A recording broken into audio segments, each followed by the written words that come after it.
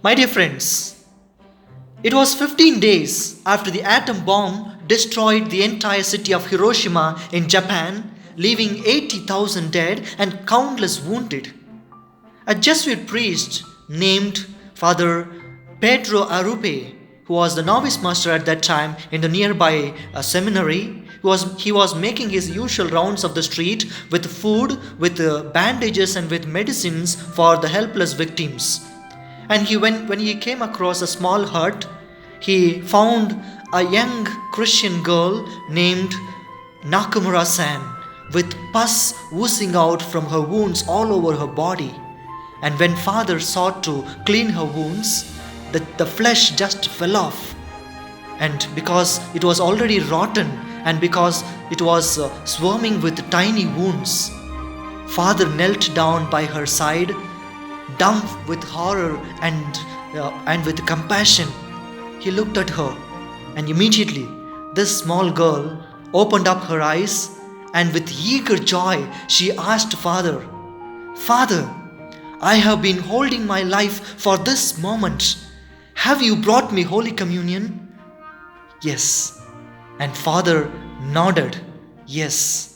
And with tears of joy, this small girl received the Holy Communion, the bread of life. And after a few seconds, she breathed her last. My dear friends, yes, I'm sure that her love for the Eucharistic Lord, the Holy Communion, must have taken her directly to the bosom of the Heavenly Lord. I'm sure of it. Yes, today we are also called to meditate, to reflect upon this Holy Eucharist, the body of our Lord. Yes, the Gospel of the day speaks about the most importance of this Eucharistic Lord in our Christian life. This Eucharist is the greatest gift of God to us human beings. My dear friends, the manna in the Old Testament is the food which is prepared and provided by God. But through this Holy Eucharist, through this Holy Communion, God Himself becomes a bread for us, for our spiritual nourishment.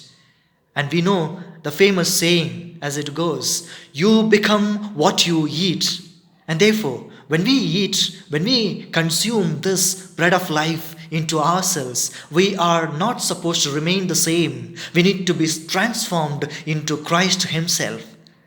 Yes, we are called not just to follow Christ, but to become part of Him as He becomes part of us in this Holy Eucharist. Yes, my dear friends, when we receive Jesus in this special way, this must influence our lifestyle, the way we live in this world. Yes, when Christ becomes one with us, then the words of Saint Teresa of Avila must come true in our lives. As she says, "Christ has no body here, no human body here on this earth now, but yours. No hands, no feet on earth, but yours. Yours are the eyes through which Christ looks at the human misery, and yours are the feet through which He walks around helping the needy. Yours are the hands through which He provides the needed things for the needy, the helpless people. And yours are the hands through which He blesses the whole world around.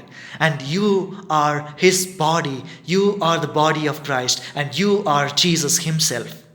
Yes, dear friends.